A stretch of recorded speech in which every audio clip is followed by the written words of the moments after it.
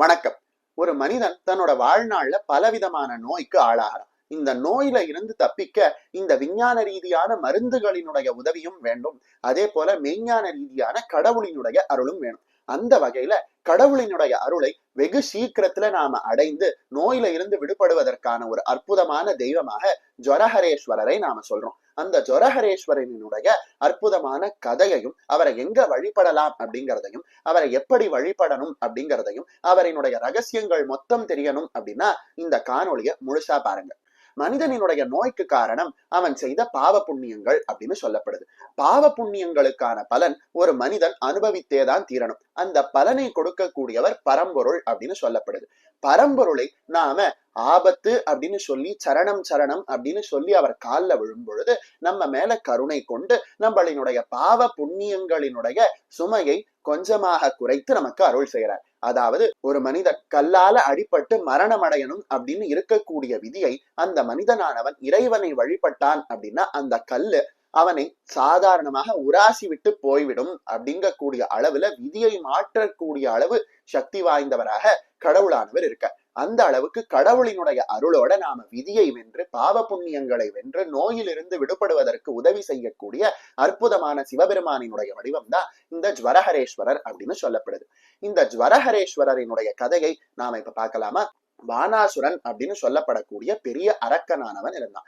இந்த அரக்கனானவன் சிவபூஜை செய்து சிவபெருமானினுடைய அருளை பெற்று சிவபெருமான் எப்பொழுதும் அவனினுடைய கோட்டையை பாதுகாக்கக்கூடிய அளவுக்கு அவன் மேல கருணை கொண்டு இருந்தார். இப்படிப்பட்ட இந்த பானாசுரனினுடைய மகளான உஷை அப்படின்னு சொல்லப்படக்கூடிய உஷா தேவியானவள் கிருஷ்ண பரமாத்மாவினுடைய பெயரனான அனிருத்தன் மேல ஆசைப்பட்டு அவனை கடத்தி கொண்டு வந்து தன்னுடைய பானாசுரனினுடைய அந்த புறத்துல தன் கூட வச்சிருந்தாளாம். இதை அறிந்த கிருஷ்ண பரமாத்மா படையெடுத்து பானாசுரனோட யுத்தம் பண்ண வர.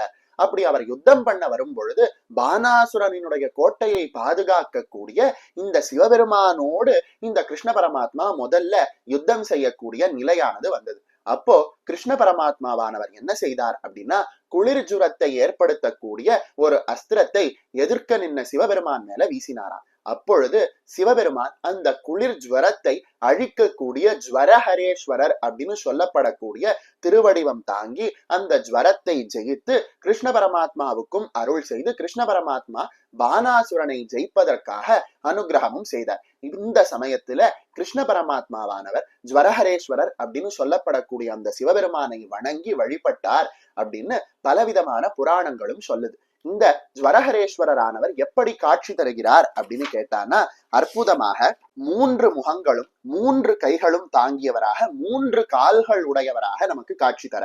அதுல ஒரு கையானது மழு ஆயுதமும், இன்னொரு கையானது அபயஹஸ்தமாகவும், இன்னொரு கையானது நடராஜரினுடைய இந்த வீசிய திருக்கையை போலவும் இருக்கு. அதே போல அவரினுடைய 3 பாதங்கள் எப்படி இருக்கு அப்படின்னு கேட்டானா 2 பாதங்கள் தரையில ஊன்றினதாகவும், 3வது பாதம் எப்படி நடராஜரினுடைய திருவடி எடுத்து ஆடுவது போல் இருக்கோ அது போல காட்சி தருது அப்படின்னு சொல்லப்படுது. இந்த ஜ்வரஹரேஸ்வரரை நாம எங்க வழிபடலாம் அப்படின்னா கன்னியாகுமரி மாவட்டம் சுசீந்திரம் தானுமாலய சுவாமி கோவில்ல ஒரு தூண்ல இந்த அற்புதமான ஜ்வரஹரேஸ்வரரினுடைய திருத்தோற்றமானது காட்சி தருது. அதே போல திருவாரூர்ல தேரூர் வழியாக நாகப்பட்டினம் செல்லக்கூடிய வழியில சாட்டியாங்குடியில இந்த அற்புதமான ஜ்வரஹரேஸ்வரரினுடைய திருக்கோவிலை நாம பார்க்க முடியுது.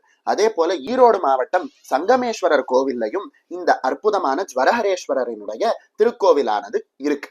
அடிக்கடி தலைவலி, காய்ச்சல் இப்படி பலவிதமான நோய்களால கஷ்டப்படக்கூடியவர்கள் இந்த ஜ்வரஹரேஸ்வரரை வழிபட்டு இவருக்கு மிளகு சாதம், அரைக்கீரை கூட்டு போன்றவற்றை படைத்து அவரினுடைய அருளால பலவிதமான நோய்கள் தீர்ந்து இன்பமாக வாழக்கூடியதை இன்னைக்கும் நாம அற்புதமாக பார்க்க முடியுது. இந்த ஜ்வரஹரேஸ்வரரை வணங்கக்கூடியவர்கள் இந்த அற்புதமாக பல தலங்கள்ல காட்சி தரக்கூடிய இந்த ஜ்வரஹரேஸ்வரரை வழிபட்டு அவருக்கு மிளகு சாதம், மிளகு ரசம், அரைக்கீரை கூட்டு போன்றவற்றை நிவேதனம் செய்து வில்வத்தால் அர்ச்சனை செய்து அவருக்கு நிவேதனம் செய்த பொருளை வீட்டுக்கு எடுத்து வந்து அதை மருந்தாகவும் பிரசாதமாகவும் உண்டு வர ஜ்வரமும் பலவிதமான நோய்களும் தீருவதை இன்றைக்கும் பல மகான்களும் பல பக்தர்களும் அனுபவத்துல பாக்குறாங்க.